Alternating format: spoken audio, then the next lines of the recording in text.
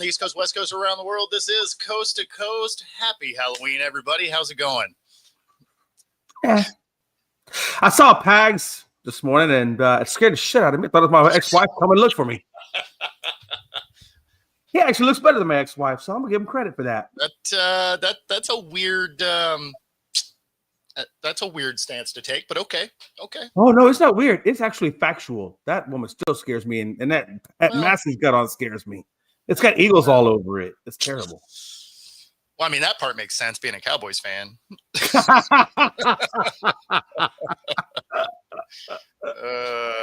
Hey.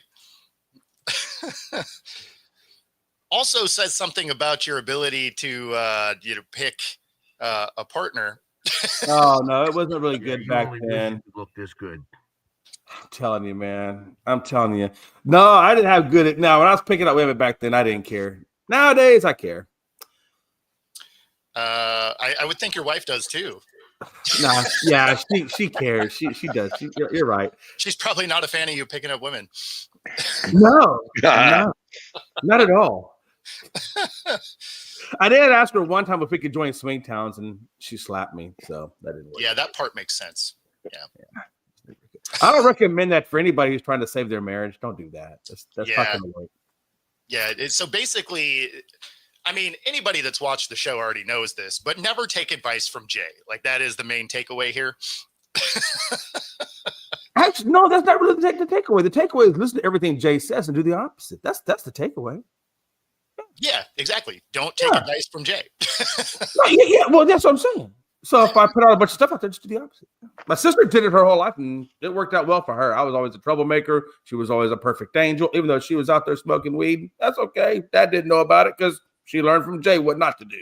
So. Well, it's also grading on the curve, right? It's like, yeah, I'm doing that stuff, but I'm not doing that bad. Oh, man, I can't believe it's already Halloween, though. This is nuts, man. This year's gone by too damn fast.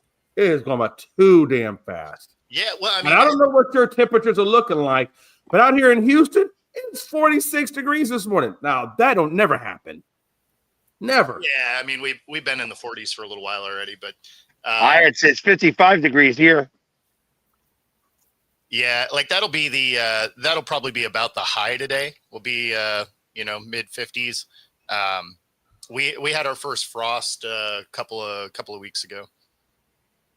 So nice.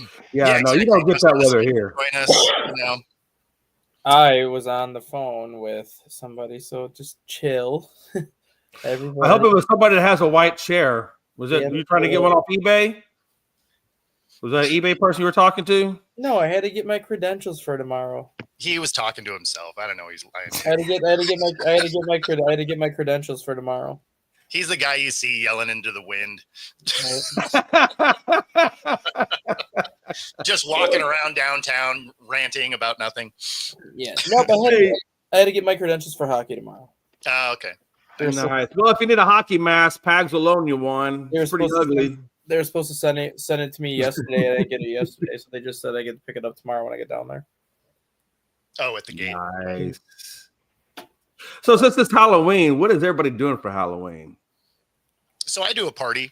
I do one every year, and so we like this is my favorite holiday. So this one I go all out for. I'll be a pirate later. I was going to dress up for the show, but then I remembered, it was Thursday Night Football, and I still had to set my studio back up. So I was like, well, never mind. But there will be pictures and whatever. Wait, haven't you done this pirate, though, a lot? Like, it seemed like you talked about being a pirate before for Halloween. I feel like this. No. So I have two different themes that I do my house in. Okay. Because I have animatronics, right? So I either do pirates or I do zombies, right? So when I do my my outside display and stuff with lasers and smoke and all that, I kind of alternate between those. But my costume changes, over the years.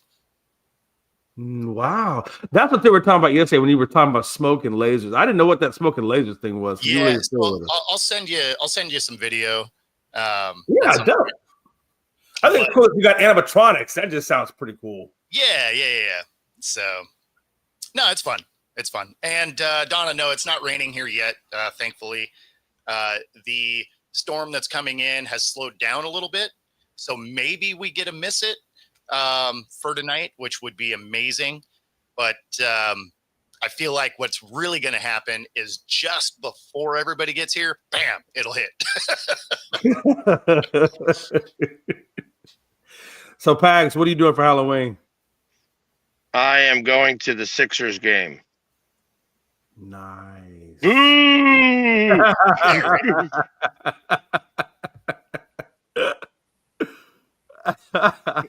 Yeah, I have floor seats on the Sixers, so I'm trying to figure out exactly how to paint my face. You know, it might be a little challenging today. Yeah, like how do you become a scary sports guy? Right. Oh, I'm Yeah. sure you'll figure that out. Maybe you don't have the clean lines. Maybe it's kind of jacked up, like you've been in a fight with a Cowboys fan or something. So you kind of have your makeup a little bit jacked up or something. You know, that might. If I be was kinda in a cool. fight with a Cowboys fan, it would just look pristine because most of those guys are wimps. I honestly don't think that you could beat up a Cowboy person. I think that they would kick your ass. I'm just saying they would definitely kick my ass. I'm You pretty see sure. how big his fist is? They better pack a lunch. The only thing that most Cowboy fans can beat up is their TV. Coming from Minnesota, shut up. Shut up. You're 3-5. Be quiet. Stay in your damn lane. And get a white freaking chair, Palpatine. I'm tired of looking You at know, that. it's funny because Joe's in the comments here, and he admitted that what they beat up is pillows. So on his mom's couch. Wow. That's true. I did remember him. He did do that yesterday. I remember him talking about that yesterday. I don't blame you, Joe. That's actually a safe way to be an angry Cowboys fan. It's better than replacing TVs. I got to be honest with you. And it feels better on your fist too when you're punching pillows. And you don't I have to buy, tend to punch drywall. No, I don't punch drywall. and you don't have to buy a TV. So My sister. What about my sister? I don't have a sister, by the way. I was gonna say I missed where that made sense. I've got like 4 brothers, but no sisters. So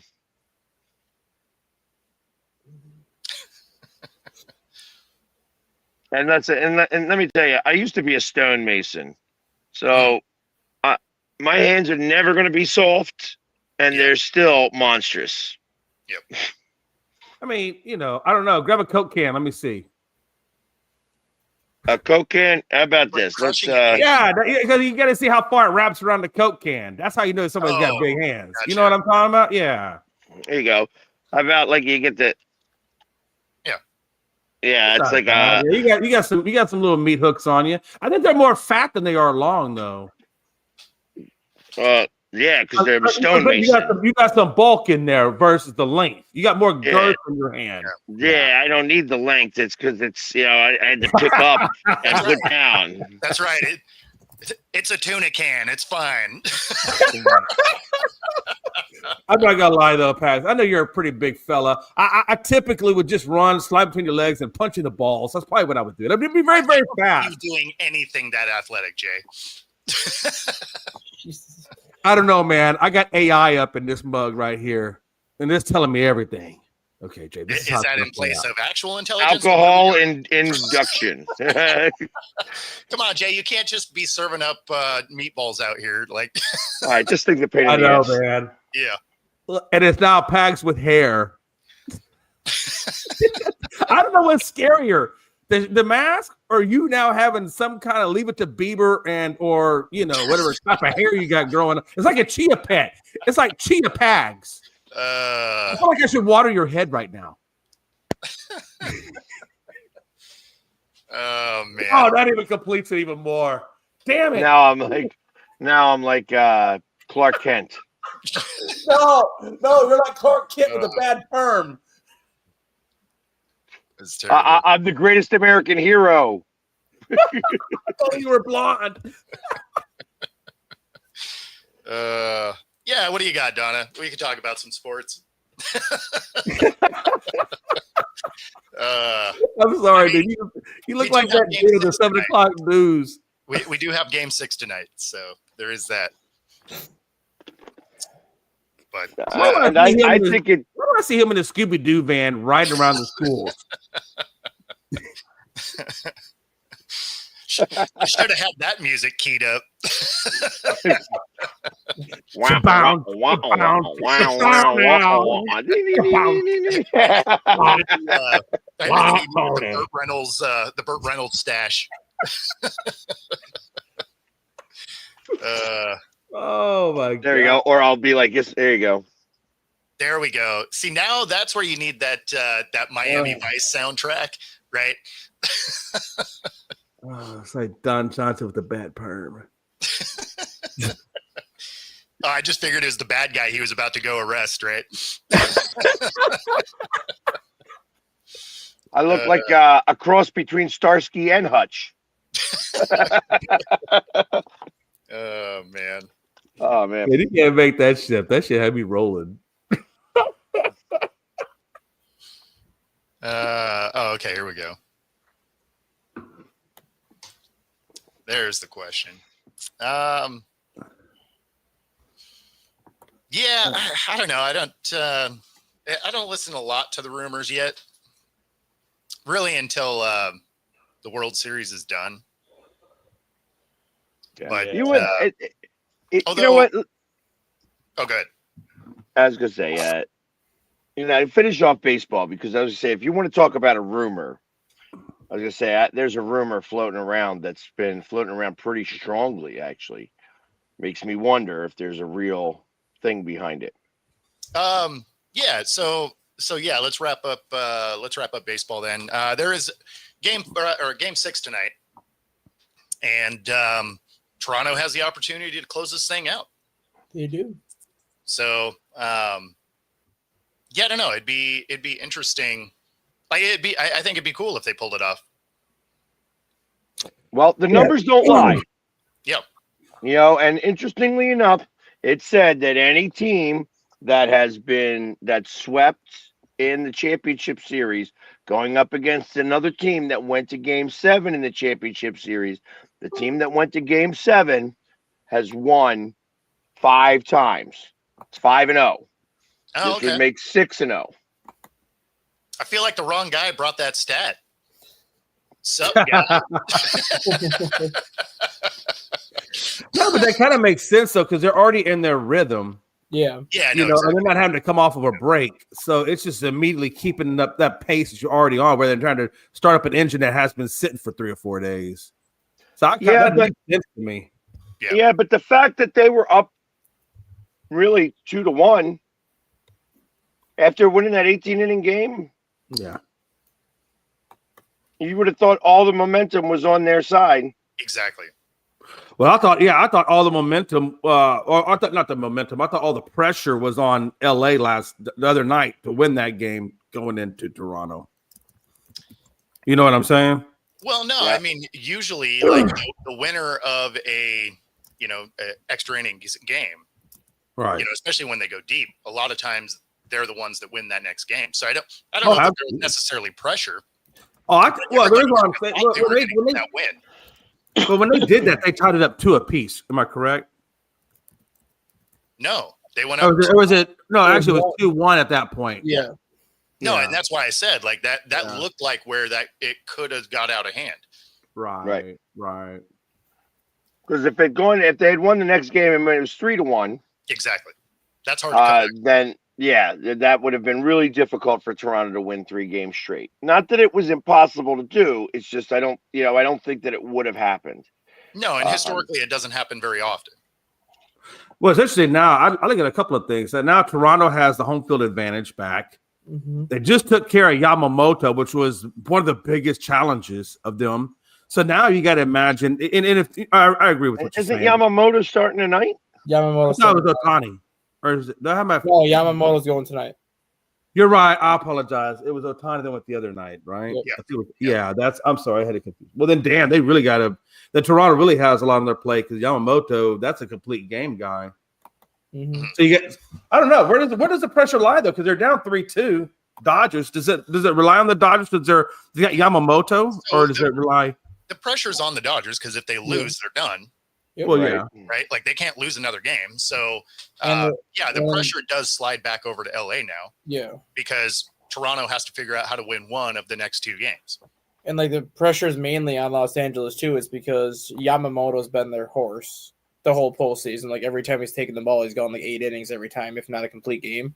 Where like Toronto can kind of play around with their pitching a little bit more tonight, because I believe Scherzer's starting tonight, I believe, and then they would have Bieber lined up for 7 or whoever starting game 7. Like the Blue Jays are in a position where if they fall behind early, they don't have to empty everybody out of the bullpen and they can kind of play for a game 7 versus the Dodgers have to treat tonight like a game 7.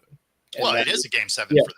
And then obviously if they win, then what do There they is no tomorrow. and obviously if they win, then what do the Dodgers have left for pitching tomorrow? Like Toronto can at least be a little bit more cautious with how they use their arms, knowing that even if they lose, they have another chance tomorrow. Well, if it goes game 7, though, wouldn't it necessarily be all hands on deck? Because then you have Kershaw, you have your bullpen, and I'm sure you'll have another starter in there somewhere that's in the rotation that can help you. I mean, I think they'd be okay. That's an all hands on deck game. So you'd have plenty of starting plus relief pitchers. Every game right now is all hands on deck. Well, I understand Yeah, that, but so I'm just saying, Not for they have- Toronto per se, but Yeah. like for instance, in game 7, I would suspect that they would bring the kid back out if they needed to. for The sure. kid who's been striking everybody out. And I was watching his stats on Instagram where he made $57,000 this year. Yeah. Yeah. That's what he made, $57,000. He's going to make more money in the playoffs, by the way. Oh, by he doing will. that. Yeah. He struck out. They were talking about how much it was per at bat for each Dodger he struck out. Mhm. He struck out $453,000 worth of at bats. Yeah. Yeah. I mean, think about that. I mean, at $57,000, only 4 months in the league, the return on investment versus what the Dodgers spent on Ohtani. Because Ohtani, I mean, he's been pitching better than Ohtani in all of them. I mean, he's outperforming these guys. He only been in the league 4 months. No, like he's Well, doing damn, great. he's 3-1 in the postseason as a rookie.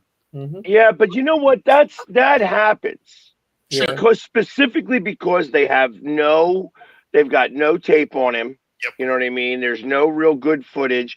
You don't know how he likes to throw stuff, and you haven't figured out his release point yet.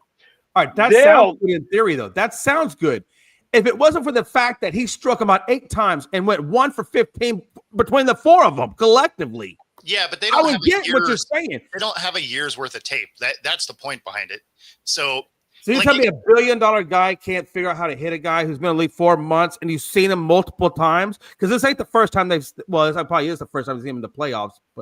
But how many times have they been through? I mean, I don't know. I don't get it. I mean, that's excuses. We're making excuses. I'm sorry. You're making $1 billion. Dude's been in the league 4 damn months. Postseason play. Figure it out. Figure it out. It's ridiculous. I'm I like that sorry. you're getting mad at a team you don't I'm care a surgeon, and I just so happily, went to the left a little. No, that's malpractice. You're getting your ass canned.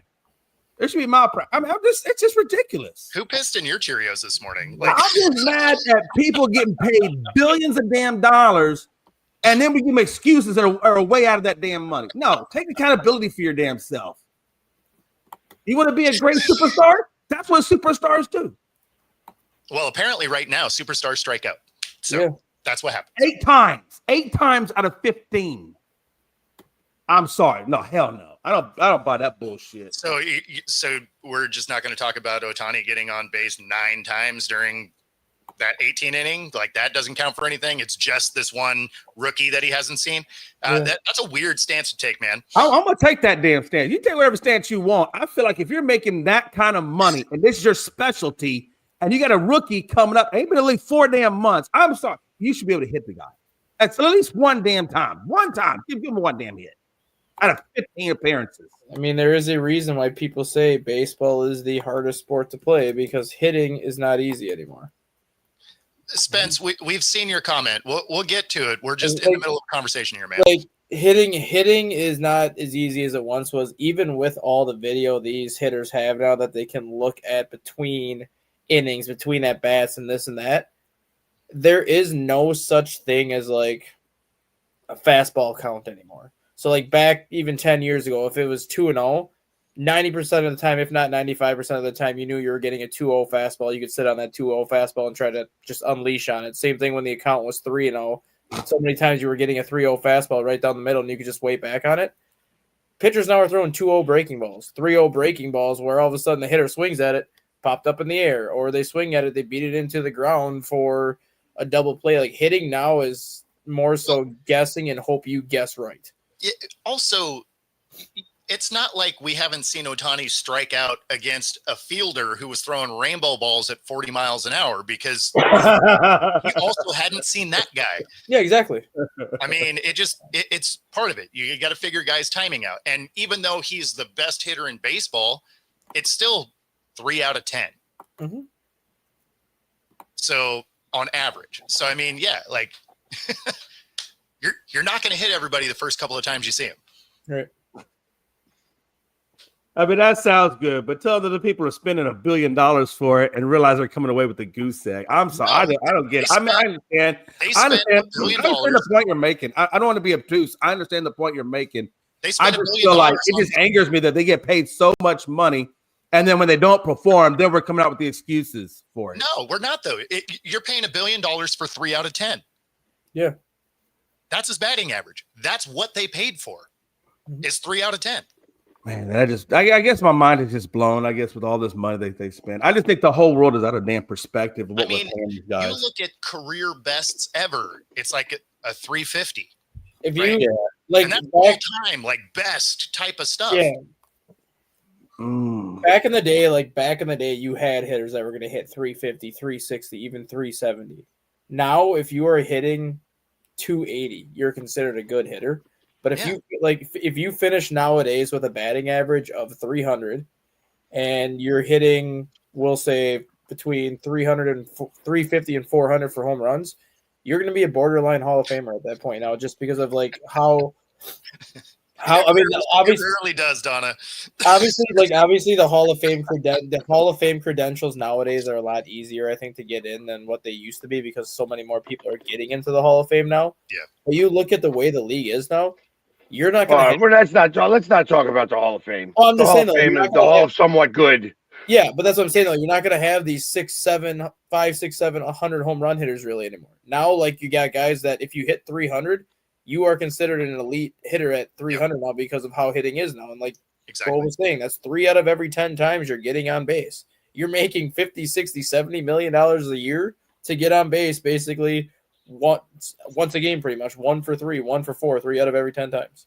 Yeah. That's what you're getting paid to do now. And most of them are making a ton of money to get there 2.5 times. Yeah. So, I mean, that's just where baseball is. And even at the height of the best batting averages ever, it was still less than 400. Exactly. So, I mean, There's not You going can be mad about to be But- another Tony Gwynn walking through the doors anytime soon where he's going to hit 380 and strike out like 20 times in an entire baseball season. You're just not going to have that anymore. Like Luisa Rise is this generation's version of Tony Gwynn, and he strikes out like 65 times. Yep.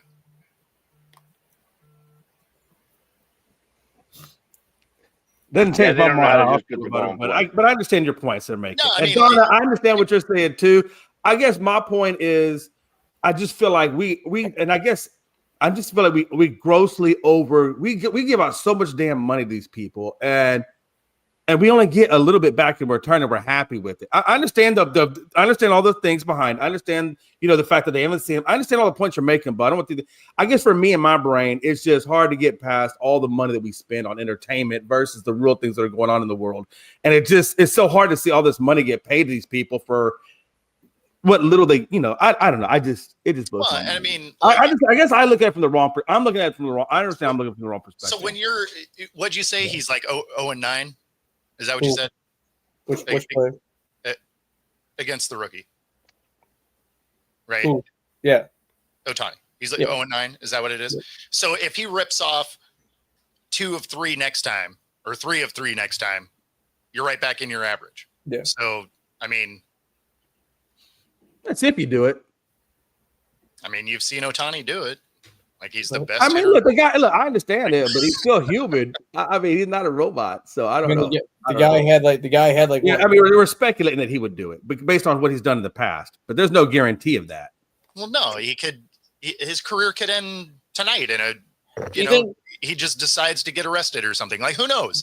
No, think we're the not Dodgers- talking do you about that. honestly- That went far left. I was just talking about in the scheme of baseball. But Do yeah, you honestly I think the Dodgers care if he goes 3 for 20 or even 4 for 20 against a certain guy? Because chances are 2 of those 4 hits are going to be home runs. So do you honestly think the Dodgers care how many hits he's getting as long as he's producing? Because he could go 4 for 20 and 2 of those hits are going to be home runs. He's going to drive in 6. Plus, he's getting out there and pitching anyways. Yeah, no, and Paul, it's actually been longer than that. The batting average slide's probably been almost a decade now. Since 2015, MLB's batting average has gone down from it was 265 across the board in 20. now it's 245 no, over the 241. Is it 241? 241 was the average this year, and it was 265 back in 2015. So in 9 years, it's dropped 24 points. So obviously, there's a denominator that all these this has happened across the board, not just one batter across the board. So what would y'all say, or if you had to pinpoint what the issue is, why this is such a slide amongst the Strikeouts. league? Yeah, Strikeouts. it's because 10 everybody's swinging for the fence. Yeah, 10 years ago, the MLB average for strikeouts was like 20 to 21%. Is what the average is now. The average is almost 30%. I think it's like 28.7%. So why do the analytical people say, okay, obviously swinging for the fence is lowering our on base. Why don't we just get back to playing small ball? But is that just small ball like just a gone thing? Is that not coming back? It is gone There's because only a couple everybody. of teams. There's only a couple teams that try to do a small ball, and it's because they just don't have the power hitters on. Yeah, everyone's playing for the big inning now. Everyone wants a 3-run home run. Everyone wants like a 3-4 run inning as opposed to you get a guy on first, either bunt him to second, have him steal second, try a hit and run, then drive him in with a sacrifice fly. Like teams don't play that way anymore because they want the big inning. But now it's become a situation of analytics versus analytics. You have the hitting analytics where everyone is preaching the launch angle, this, where you want to hit the ball at this precise degree angle at this precise miles per hour, and this is your chance to hit it over the fence. And then you have the pitching analytical side of things where everyone cares about velocity. Everyone cares about spin rate, where if you can get the fastest spin rate, your breaking ball is going to drop X amount of inches and break X amount of inches. This is preventing you more likely to get a hit. Like it's analytics versus analytics. And until somebody kind of throws the analytics out of the window and just gets back to playing the basics of baseball, this is what you're going to continue to see. Mm-hmm. Yeah, I mean, it's just the way that the sport has gone. But that being said, you're talking about the money that Ohtani's made, right? Like that $700 million contract. They're saying that the Dodgers made about that through all of the off-field stuff because of Ohtani this last year. So they don't care. And the other thing that the Dodgers have that nobody else has, most of these teams are making $30 to $40 million a year in TV revenue. Exactly. The Dodgers are making $326 million a year just on TV. Yeah. They have a unicorn TV deal that Spectrum gave them that you will never see in baseball again, because 2 months after the Dodgers signed that TV deal, the guy from Spectrum got fired because of what he gave the Dodgers in terms of the TV deal. So the Dodgers are basically making more money just on their TV deal than pretty much every team has for a payroll every year. They don't care what they're spending on people because they're going to make it back on their TV deal every single year. I mean, that's a good point. I didn't realize they had that deal with Spectrum. That's crazy. Yeah, the Dodgers make crazy money. Like, Like I know that in the Yankees have their network, so I know the Yankees and Dodgers both have that limit or that stream of income coming in. It's crazy. Well, and there's also the revenue sharing where they're giving some of that out, but I mean it's they make a ton of money. Yeah, the Dodgers have like a 10-year, what is it, like $3.4 billion TV deal. Yeah, with Spectrum. And that's what they want to see, right? Like they want to see home runs. It's kind of like the rule changes in football. They want to see more scoring. It just is what it is. Mm-hmm. Yeah, what Robert just said. Sammy Sosa and Mark McGwire, prime example. Yep. Home runs are what bring people to the game. Baseball was dead in the mid-90s. Yep. You put steroids in a couple people and you let them tee off for the fences, and look what happens. Baseball attendance comes back, and that's what everyone came back for. Was Yeah, to Mark watch McGuire goes from a normal looking dude to having tree trunks for Yep, arms. that's what everyone came back to baseball for, to watch those two just jack home runs every other game and seeing who's going to finish with the most and how far those home runs are going to fly. Yeah, I mean, that was the big thing then, right? That's when they started really tracking distance. Mhm. Because they're like, oh, they're going to rip the cover off the ball constantly. How Let's far see is it how going? far. Like, oh, 504. You went 512. This is fun. That thing left the stadium. Yeah. No, I mean, it's, and, you know, that just kind of is where the game is right now. Like, batting average doesn't matter. You're seeing records amounts of strikeouts, Right. but people want to see the home runs. Just that simple. Yeah, I guess I'm too old for this, man. I guess I miss the old school, but I'm old school. I guess, and this new school stuff. I mean, because all the games have changed, right? Everything, right? Baseball, basketball, football, they've Yeah, all of course. changed. Oh, you know, over the generations. I guess I'm just old school. I miss the intensity of the NBA Finals. I miss the intensity of the World Series. I miss the intensity that there used to be in the Super Bowl. It's not like it used to be. It used to be way more intense back in those, and I just like it's Yeah, I lost mean, a little bit of that. If you're comparing this era of just sports in general, right? Yeah. like all the sports Yeah, to the 80s and 90s, they are not the same sport. Definitely not. They're just absolutely. Oh, I agree. Totally agree. So, but Yeah. Let me ask you this though: let me ask you this, if baseball, since the steroid era did save baseball, or did Mark McGuire's not in the Hall of Fame. No, but I'm just saying that comment too. He's not Pete in there. Rose didn't get in the Hall of Fame for other reasons. Pete Rose didn't get into the Hall ofAme because he. But I'm just saying, hey, look, if the steroid era saved baseball, and baseball, I guess, knows that it got revived because of that, why wouldn't they let them in the Hall of Fame? I agree with that. I mean, they should be in the Hall of They Fame. will. They Yeah. will at some point. I think it's all it's going to take is for one of those players to get voted in, or it's going to come like the situation with Pete Rose. Like now that Pete Rose died, they're going to let him in the Hall of Fame. Like somebody's going to be like, you know what? Even if there's an asterisk next to their name, give them their own wing in the Hall of Fame and call it like the steroid wing or like the dark ages of baseball wing or something. Like give them their own section in the Hall of Fame, even if you don't want to recognize them as like a quote unquote Hall of Famer. They do deserve credit for at least bringing baseball back from when it looked like it was never going to come back. So the thing that I think is dumb about the way the Hall of Fame is, I mean, there's a numerous things, but for this end of the topic is, you know, anybody that was caught with steroids can't get in, Right. but anybody that was caught after the fact that was already in, they didn't pull out. Exactly. So it's like, what is the standard here? Like if you're already in, you're like, we caught you, but it was late. So, you know, so at that point you might as well just throw the asterisk there and let the other guys in because it did save baseball.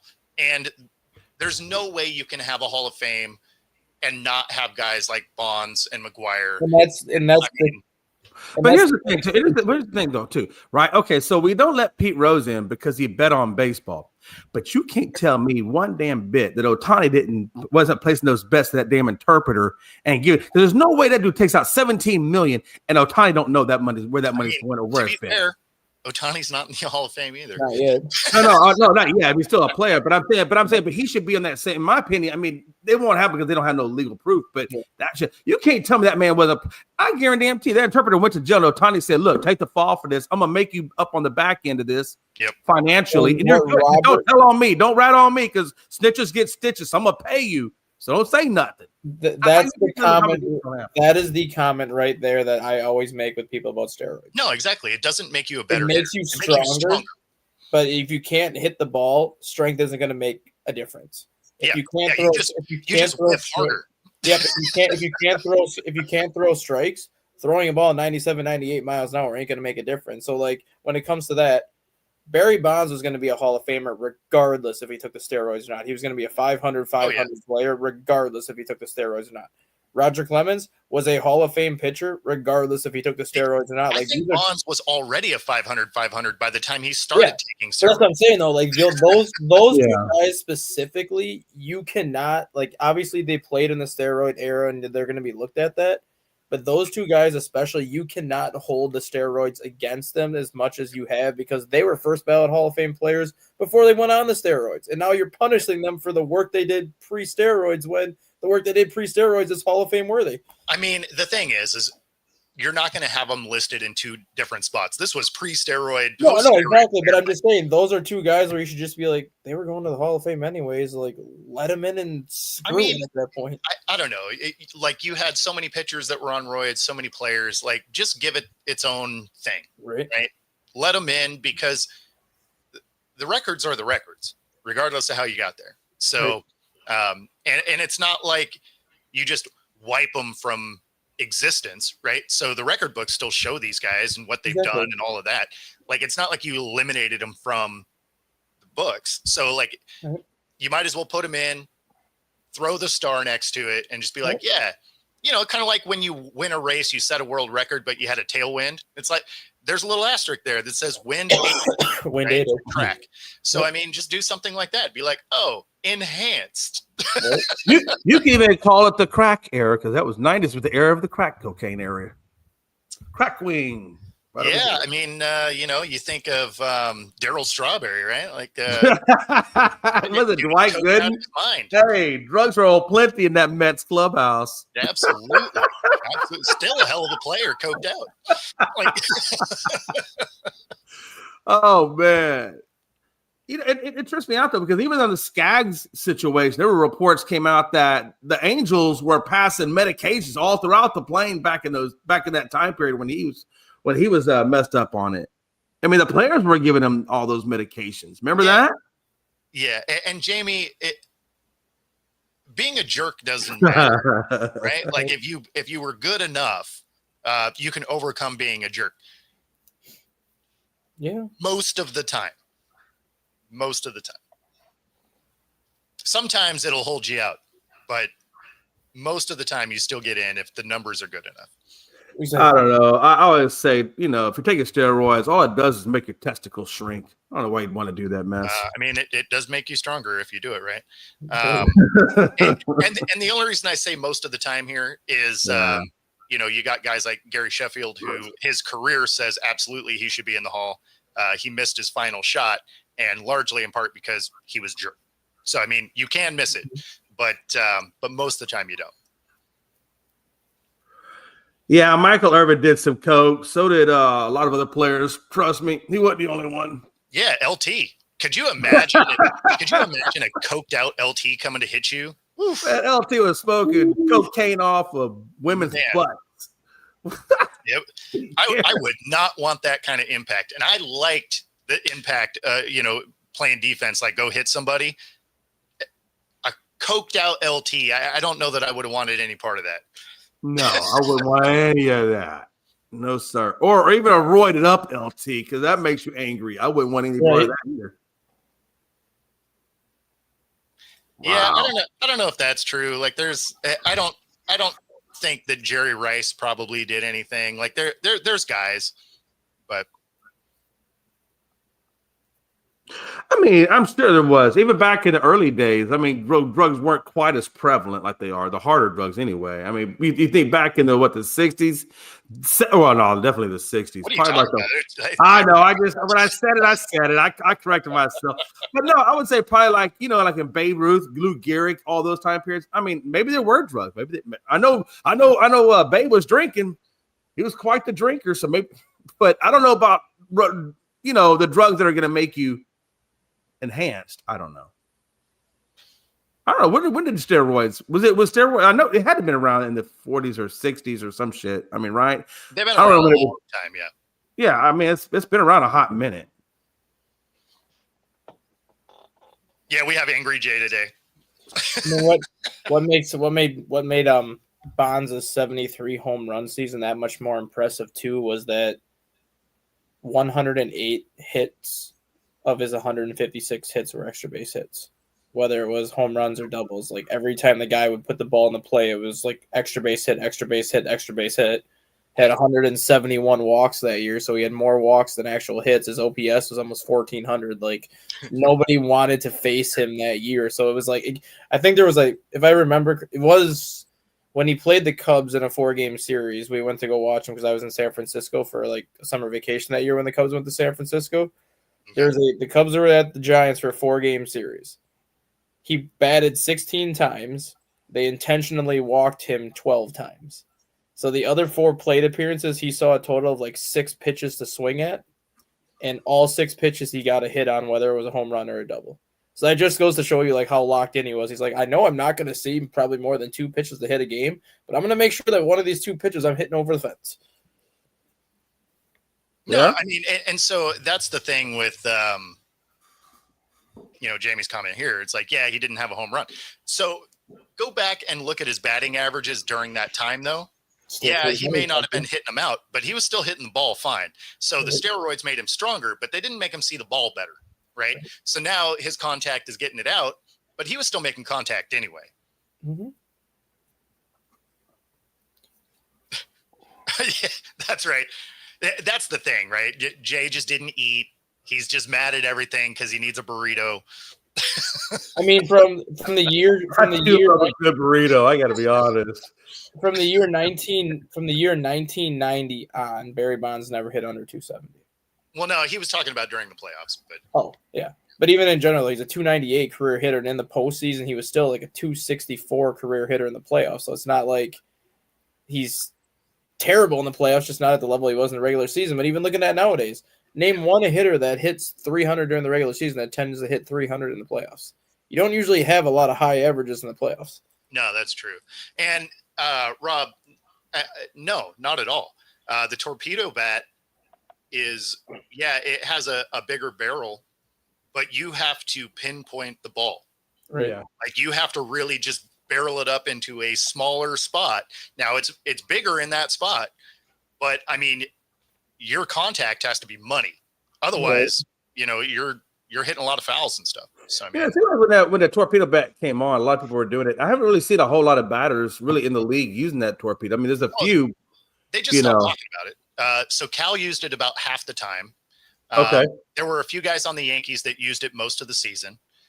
So I mean, after the hype that it got at the beginning of the season, the players that were using it kept using it. They just stopped talking about it because it didn't matter. Because especially with Cal, because he didn't consistently use it. So he got about, I think it was like a third of his home runs with the torpedo, and then the other 2/3 were with a normal bat. So it didn't necessarily do anything in that aspect, but it just changed where you had to barrel up the ball.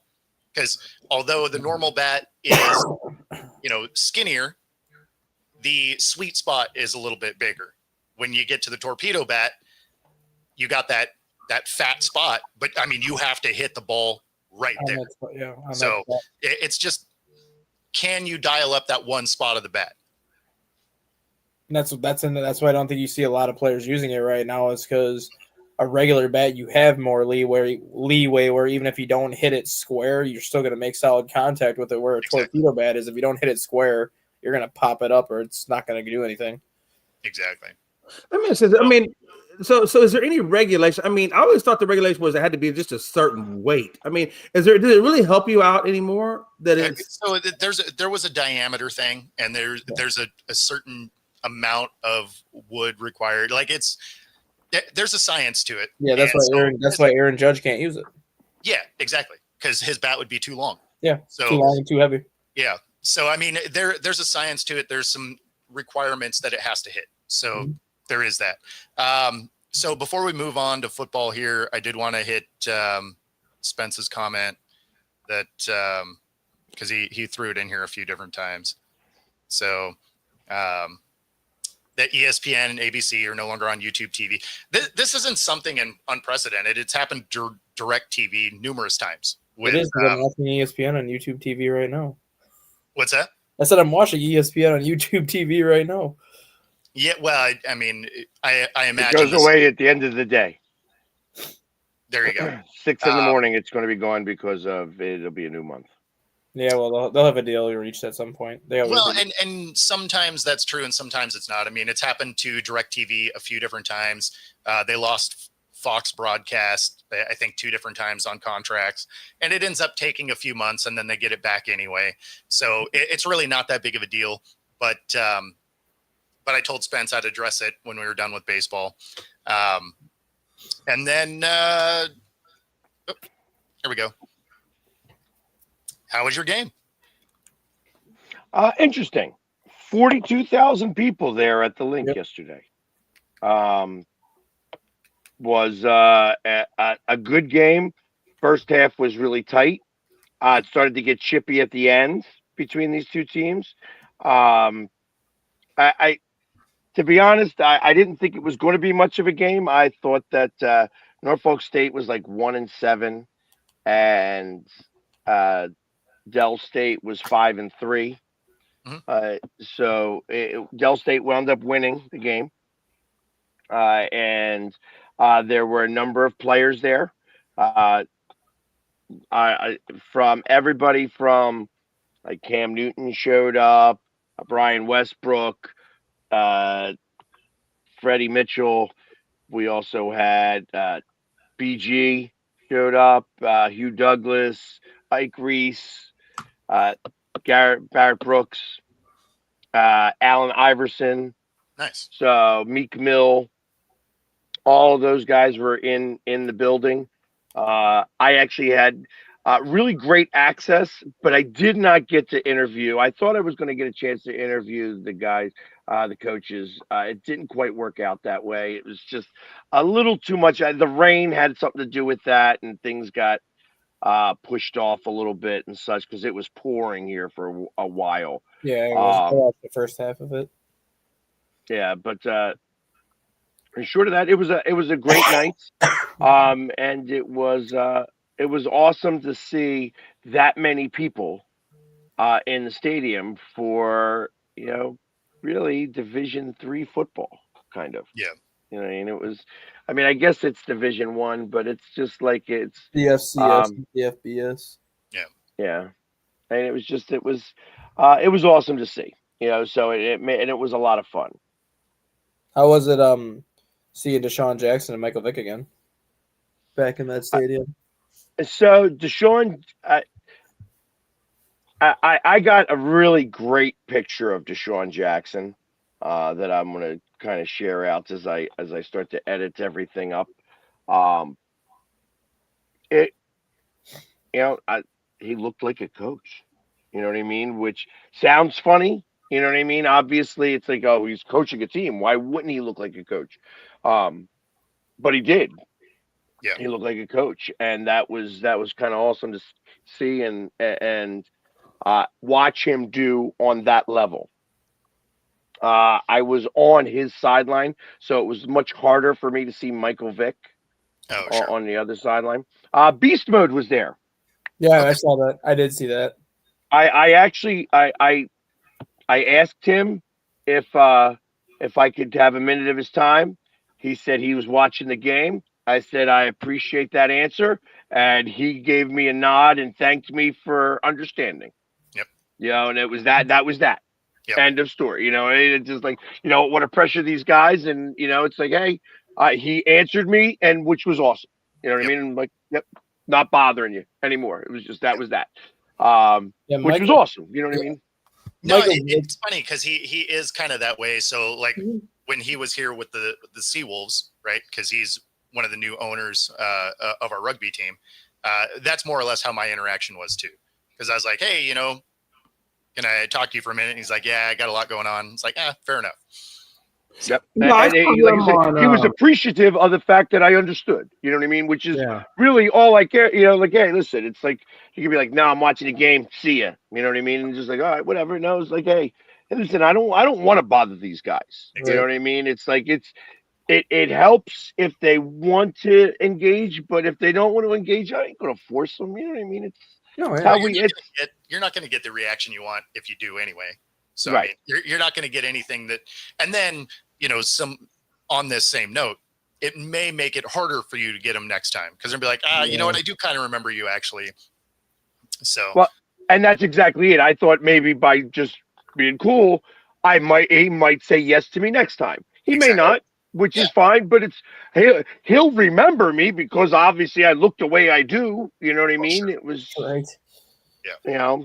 And really, the question I was going to ask was really a very relevant one, and be like, hey, it's great to see you supporting both of these coaches, but what are your thoughts on having these two schools in this stadium, and what does that mean for them and schools similar to them? You know what I mean? So it's like I said, it was a very unique situation. I will say this, that I was not the only white guy with a mohawk in there. Fair enough. On to the game last night. Thursday Night Football. Does Miami blow it up? I mean, it seems like they probably should. This seems like you're about to that spot. I mean, you got the fans booing at halftime. Like, it's McDaniels is gone such- on Monday. it's such McDaniels a is bad gone Monday. product. Like, what they have is such a bad product. Tyreek's hurt. He's done for the year. Probably doesn't return to Miami anyway. You're a week out from the trade deadline. You could probably get something for Waddle. You're probably kind of stuck with Tua. But, if they're continuing down the path that they are, you have to imagine McDaniel is done. So with all of those things, yeah, it seems like you'd start to offload these things, get picks, find your new coach. Like, the Band-Aid's already been ripped off as far as firing coaches this year anyway. Mm-hmm. So at this point, I mean, it seems like they should. I don't know if they do, but it seems like this is that spot. Yeah. I mean, there was a report that even came out yesterday before the game that basically kind of showed that McDaniels was going to be done if they lost.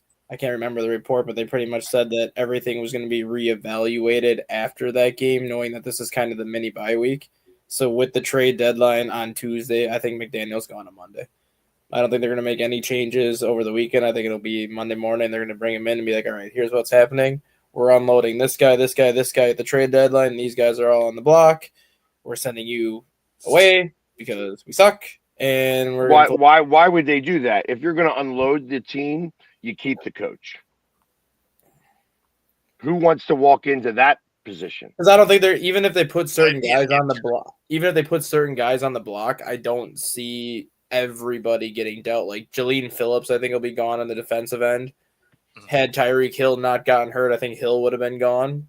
But I mean, they're going to probably put 5 or 6 guys on the block. But the question is how many actually leave? Maybe 1 or 2, just because I think the asking price for a guy like Hill, or even we'll just say Waddle, for example, the asking price for a guy like that's going to be so astronomically high that the Dolphins aren't going to get what they're looking for. I don't think they're going to put Waddle on the trade block, though. I think he's playing well enough that. Well, yeah, now he's not because Hill's gone. But if Hill was there, Hill would be on the block. So that's where I disagree. Hill would be, yeah. That's where I disagree. I think this is exactly when you get rid of Waddle because he's actually healthy. Like, that dude's gotten hurt every year. So you're having him be like, he's balling out. This is when his trade value is as high as it's going to be. Do you honestly think he's going to stay healthy? Probably not. So if you can maximize your trade potential with him on a team that you potentially are just blowing up, I would. Yeah. Yeah. And Travis Hunter just hit the injured reserve, by the way. Here's the other thing, the other rumor that I've been hearing a lot of. 3 first-round picks for Myles Garrett. Yep. To come to Philly. Yep. Yeah. I've heard that too. I don't know. Why don't we do 2 first-round picks and AJ Brown for Myles Garrett? Yeah, I don't know that would work. Actually, that would be 1 first-round pick and AJ Brown, and maybe a 4th, first and a 4th, and AJ Brown is what I would do. I wouldn't do 2 first-round picks for Myles Garrett. He's getting a lot of money. Yep. And I understand the moment you do that, you're more or less saying, sorry, Davis, bye. Yeah. He's worth the money, though. I mean, that guy is just every single year he's going to be one of the top 2 favorites for Defensive Player of the Year. Like, it doesn't matter how many. How old is Myles Garrett? Is he late 20s? Like 29. 29? Yeah. I mean, dude's an animal. It doesn't matter how many guys you put on him. He still is going to find a way to get you double-digit sacks every year. And more often than not, he's going to find a way to get you 14, 15 sacks a year. you could triple team him, and then he's going to have a game like he had this past weekend where he gets 5 sacks. Well, even if he doesn't get a sack the next couple weeks, he still has 5 sacks over a 3-game stretch, which puts you on pace for 15 for a year. Yeah. Take it easy, Donna. And that's the thing with Garrett, too. Like, Garrett has never, outside of the 1 year that the Browns made the playoffs that 1 year, Garrett has never been with an organization that focuses on winning. He's always been on this crap organization where it's, I'm here, I'm getting paid, I'm the face of the franchise, and that's about it. You put Garrett in a winning situation, whether it's like Philadelphia, well, I'll just say Philadelphia. In Philadelphia, where they have that winning culture, like they do what they can do to win every single year. I think that even unleashes a new side of Myles Garrett because he's finally in a winning situation where all of a sudden now you get to the offseason, he may restructure his deal to help Philadelphia even add more pieces because he's like, I've gotten paid. Now I'm in a chance where I can win a ring. Shit, yeah, I'll restructure my deal, bring in more pieces, and just turn me loose after the quarterback.